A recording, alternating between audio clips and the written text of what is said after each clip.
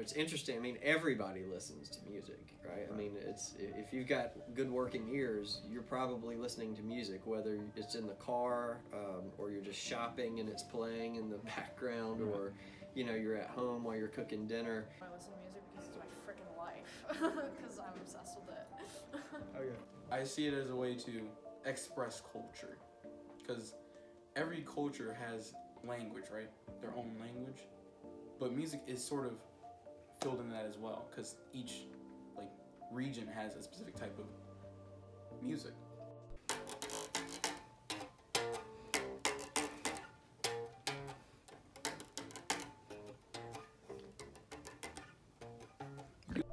Music is quite literally everywhere we go. And for the majority of us, the music we want to listen to is almost always 2 clicks away. And to the consumers, streaming services like Spotify or Apple Music seem like gold mines. But it begs the question of how much music truly costs and how streaming has overall changed the industry. Yeah, well, it's made music, much more accessible to a wider audience. People can, you don't have to spend as much money to experience a whole different, all kinds of different music types. And not just for the users, but I mean, the expanding technology has also made it, I'll say easier for musicians to create all their own stuff, and get their music out there a lot easier than in the past. I think in a lot of ways it's made it easier to get music out there, to tell people about your music or other people's music. I also think it makes musicians lazy because they can edit and tune a lot of stuff too. So I think it could go either way. You mean like the teaching industry, or just the music industry as kind of a whole? Like the business side of it. I think it's given individuals more personal power that they may have not had before. So for instance, if you've got like a young budding artist that's trying to make it, they now can use their own personal social media, platforms in a way to try to get discovered. Whereas in the past, you would have to go probably seek out like a manager, seek out somebody who is in the network. But with social media, you can almost, and especially if you're, if you can have I don't want to say something go viral, but if you can have something that gets a lot of likes and starts getting circulated a good bit, then you can kind of garner attention for yourself that I think in the past was almost impossible to do. Right. How do you discover new music? Well, I discovered new music through Spotify, because, the daily playlists and stuff like that. But I also have my good friend Adam showing me good music, I listen to Spotify. People send me stuff. The radio, and also on Spotify, clicking similar artists, or services like Pandora and Spotify, where you just kind of put in a genre that you want to listen to, and it picks stuff based on what you like. I don't know, for a while I was listening to Pandora, and you know how that, I don't even know, is Pandora even still a thing? I don't think so. Where you would you would search Stevie Wonder, and then make a radio but station. and then it would cycle songs that were similar. I find that, and YouTube is good about that now. If I search, for, a jazz tune, it's putting recommended tunes that are similar, and sometimes I'll click on it, sometimes I won't. I've really been into the NPR Tiny Desk concerts for a good while now, and I feel like they do a good job of showcasing different styles. Yeah. I think it's just but I don't listen to the radio, because it's Neither do I. usually it's a radio station plays country, or they play rock, or they play hip hop, or whatever. There's it's a genre and there's some that they claim. Chances are you won't hear anything new. You're not. So. You're hearing the same 10 tunes over and over and over, and so I just don't listen to the radio a lot. In that way, you think the internet and technology has like giving Oh, you yeah. more ability to find like Absolutely. more unique things. Absolutely. Even on Instagram, you know, people post like a minute clip of them doing something, and if I watch it and I'm blown away, I'll find it. You know, I'll go on the internet and find like I want to see the full clip. You know, so it's almost like Instagram in some ways, like the social media can be like a good teaser trailer, and then you go if you really click on it, you know, if you like it, then you can go find it. You know. In the times before music streaming, you would have to purchase each individual thing you wanted to listen to. On Apple's iTunes, singles were usually priced at $1.29. And entire albums averaged at $10, which is the same as a monthly subscription to the biggest streaming networks we have today. And even before that, people would have to wait for the release of CDs, records, or cassettes of their favorite music to come out. Technology for Adam's project. Whoever listens to CDs anymore, right? Nice. While the adoption of streaming as our primary way of listening to music may seem as a great thing, big artists have used these platforms to exploit their brand and continue to get bigger, while smaller artists get paid even less than what they would have made decades before. This has altered the way music is produced, and instead of new and original ideas, the industry demands artists to make mass amounts of songs in hopes of making the next big hit. Using Drake as my example, out of the 102 released tracks since 2016, only 7 of them ever reached the top 10 on the Billboard charts. Overall, the music being made in the past 2 decades have been altered in a way where the artist knows people are going to like it because they already like something similar to it, and the ones who make the most of it will be the most successful. How have the styles of music evolved in the past 2 decades? Oh, that's a good question. 2 decades? You said Yeah. 2 or a couple of Yeah. decades or whatever. Just in recent history, I guess. I think that songs have gotten shorter, and you know, a lot of people would be like, "Oh, well, attention spans are shorter." I don't know. I just feel like, you know, now if you put out a song and it's like 7 minutes long, it's just, I don't know if it's attention spans or if it's just like people's time today is so valuable. I mean, I think it's always been valuable, but like today, where you're bombarded by thousands and thousands of things, you have to decide what you devote your minutes to.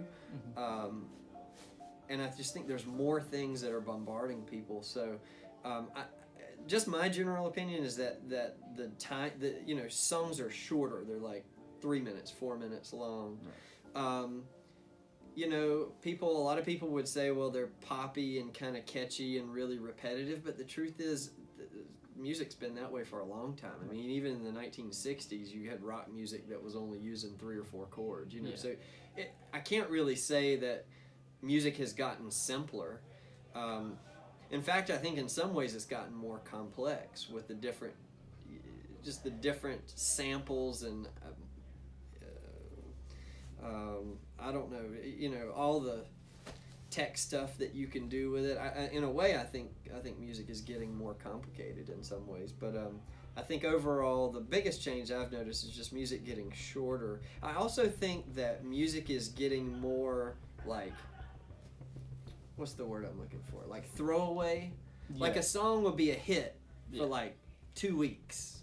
Like you know. how albums have a lot of songs, but most of them are kind of like filler in a way. Right. And you got like 1 or 2 big hits on the Yeah. thing. And I guess music's kind of maybe always been like that, but I feel like, Quantity over yeah, quality. like you might, like a song that hit the Billboard charts might be #1 for like 6 months in a row. And this is like in the 1970s or 80s, where now it's like, you're doing good if it's #1 for a couple of weeks, because people are just, they're consuming it fast. Yes. It's just like it's in and it's out. It's disposable. That was the word I was looking for. I feel like music has gotten a little more disposable. I think it's because it's so easy to make, you know?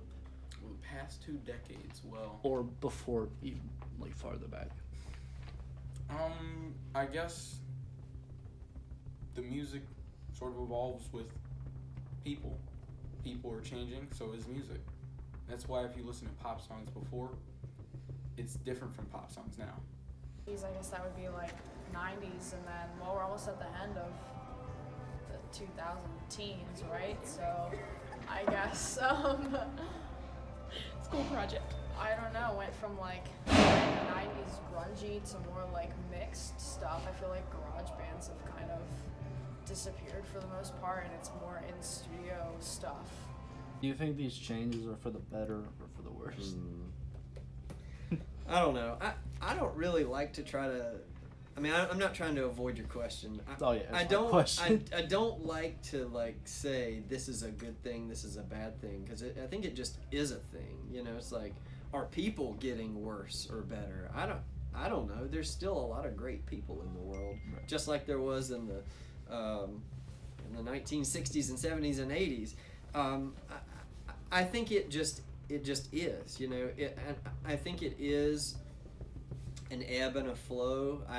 You know, like somebody asked me yesterday. They said we were joking about country music, and you know, they were like, describe country music, and I was like, oh, it's like, you know, if you're sad about your truck breaking down. You know, it was just making a joke. And somebody said, well, what is rock music? And I was like, well, rock music was kind of the middle finger to like disco music, or so, you know, like, or you know, and I think that, but like, you know, disco wouldn't have happened without what was before it, and then the 80s were a response to disco, and then the 90s of like really harsh hip hop was a response to all that mess in the 80s, and then I feel like it's, you know, everything is a response to what came before, and it's just part of I don't even know if it's a cycle, it's just part of an ebb and a flow of humanity. So I don't know, that's a really philosophical answer there, but I don't know. I'm kind of torn between it, because the pop music today is very catchy, right? But it's also very simple. Yeah. We do like the same thing over and over again. It's very catchy. Depends on who you ask. Like, I think it's for the worse in terms of the creativity that people are putting out, but I think it's for the better when it comes to like, hey, yo, listen to this song is cool. Do you find yourself listening to new music because of its exposure on social media? Like promotion, advertisements, just people talking about it, or do you like not care and just listen to what you want to hear? Now, with that question, I don't really use social media as a way to find new music. Mm-hmm. And to be honest, I haven't really seen like albums show up on ads for like Instagram or Snapchat, so can't say I do. I pretty much go my own path. Right. Don't really listen to social media much. So, how would you describe your taste in music? It's music. It's out there. It's all over the place. I listen to old stuff, I listen to new stuff, listen to lyricists or pop, indie rock, folk, old rock, whatever, it's everything. I listen to. Except for country, I don't listen to country. When you listen to new music, what do you focus on more, the lyrics or the instrumental? I definitely focus more on the lyrics because that's what I'm better at personally. Like, I write lyrics all the time, so I normally pay attention to the words. that's I think I've always tuned into the rhythm and to the feel and to the melody. Yeah. It just depends though, like, because if I'm listening to hip hop, you're not you're not listening for. I mean, you're listening for rhythm. There's tons of rhythm, but there may not be a lot of melody. Mm-hmm. But if I'm listening to hip hop, then yeah, I'm listening for words. I'm listening for what they're saying. If I'm listening to jazz, it's a whole different style. But I guess it kind of depends on what I'm listening to. But typically, I do go towards the feel and the melodic line before I would go to the words, and the lyrics.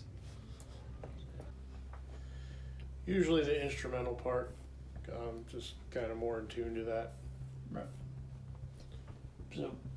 So you think the instrumental part is like much more important than the lyrics? Like, comes first in the music making process. It should, at least.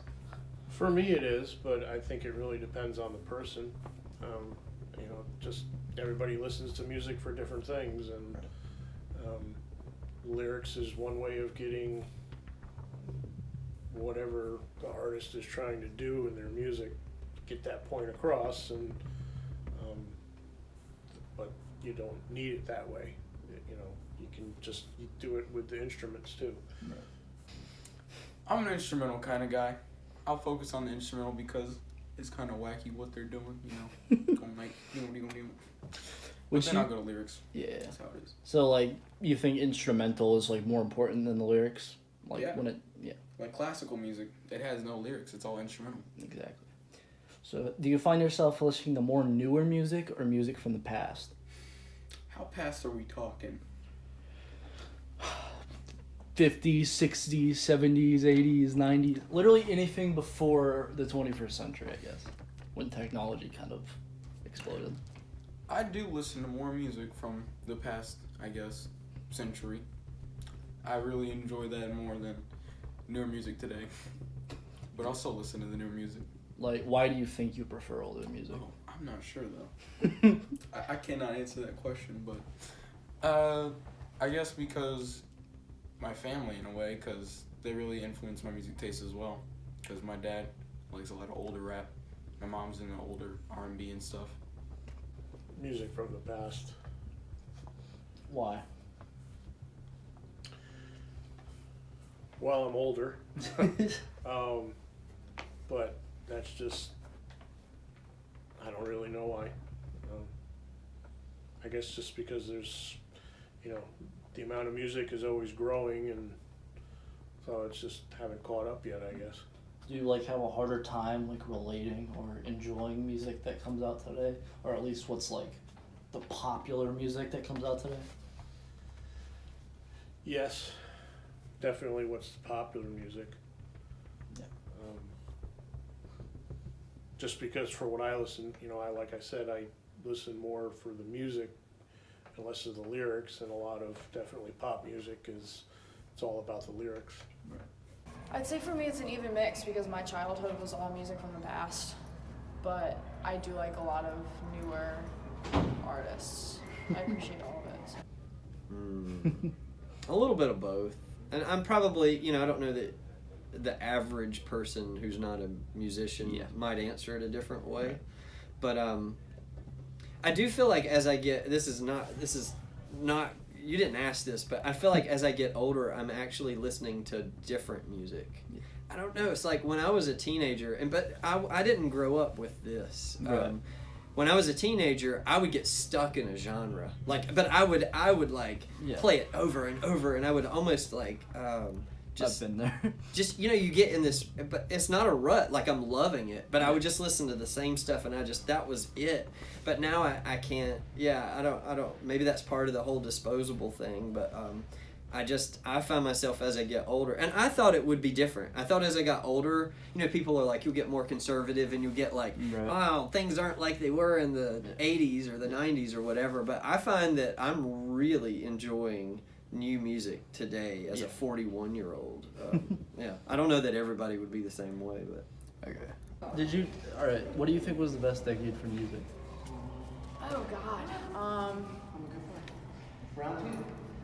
60s, 70s, 60s, more revolutionary than any other decade. Okay. Why? The Beatles, freaking drugs, like this is a school project. Oh. What do you think was the best decade for music? yeah, that's a personal opinion. But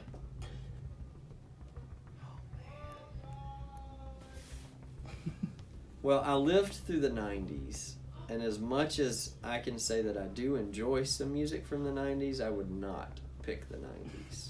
That's fair. I grew up listening to disco. That was my mom. And I love disco, but you can get really burnt out on it fast. So if I had to pick, all right, I'm stalling. If I had to pick, I would go with the 80s. Okay. I just think there's enough there that I could be satisfied if I had to pick one decade to listen to for the rest of my life. I mean, I feel like a lot of people probably choose what they grew up with. Probably. And I was born in 78, so that was like my prime. That was like the first 12 years of my life, right? There were in the 80s. So this pretty formidable time, but I'd probably pick the 80s, yeah. If I had to pick a span of 10 years, it would be probably the mid 60s to mid 70s. Why? Well, as the music changed, tremendously. Well, it started changing a little before that with, well, if we're talking about like pop music, that type of stuff, things were getting much more electric. Technology was developing with synthesizers and all that, and just so the creativity that those technologies gave the artists, let them do all kinds of different things, and music went out in all kinds of different directions, and a lot of that music still holds today, and it's also rooted in a lot of music now. Oh, the best decade for music. I'm gonna have to say the 80s. Because that's when disco was popping. I love me some disco. So why do you think that era was so great? Disco. Disco? Disco. Okay. If you had to choose only 5 artists to listen to for the rest of your life, who would they be? Holy cow. Well, you don't have to do like 5. Just No, it's okay. like Just name a some handful on or top of whatever. your head. Yeah. All right, just definitely. I mean, I love jazz, so it would have to be like Miles Davis, John Coltrane. I mean, with John Coltrane, it would depend on the album. Some of his albums, Right. But definitely the two of them. I do love classical music as well, although it doesn't come up in my everyday listening a whole lot, but I think when I do hear it, I really appreciate it. And so, like, my favorite Beethoven symphony is the 7th Symphony. So that would have to be on, like, if I had to listen, like, that would be a symphony I would want on my play forever list. Right. If I could just take a playlist, it would just be the NPR Tiny Desk concerts, and I could just listen to all those. That's a fair answer. Yeah. Well, the ones that I almost always go back to are Pink Floyd, Led Zeppelin. From the jazz world, it would be Pat Metheny. And then more recently, probably Buckethead. And if I had to pick a 5th one, and this might change tomorrow, I would probably say Les Claypool. Okay. Oh my god, alright, Tom Petty, Elton John, The Head and the Heart, because they're my favorite band. Brandi Carlile, because she's my favorite folk singer. And I'm trying to think of the concerts I've been to. Do I have a last one? I don't know what the last one would be. Probably the Avett Brothers, probably. No, Johnny Cash, not the Avett Brothers, Johnny Cash. Okay. Yeah. I got this. Now, I'm gonna say my number 1, A Tribe Called Quest. They go hard. I won't lie. Plus, it's just like it literally goes in my brain and stays there. Then I'll go Outkast, and I'll go Marty Robbins because he go hard too. Then we go Highwaymen. Oh my lord, Highwaymen. They go off. Then I'll go Playboi Carti. Okay, that's pretty diverse. It's out there. How do you think the internet and social media has overall changed the appeal of music and what people like, their expectations, and like why the masses listen to music today? Well, I mean, the internet is just a distribution. It's extremely easy for music. People don't have to go to a record store. You don't have to own a record player. You don't have to have an amplifier, and it's you just buy a phone and you got everything right there, and people can share the music much easier. It's just much more accessible. And same way with the artists. The artists can get their music out there much faster than they used to, and just word of mouth and word of the artist or the music travels much faster. While music streaming and social media has definitely proven itself to be a great tool to listen and discover music, it's apparent how it has affected the people making the music and those who consume it. And it's important that we make sure that the art of music isn't left behind as it evolves.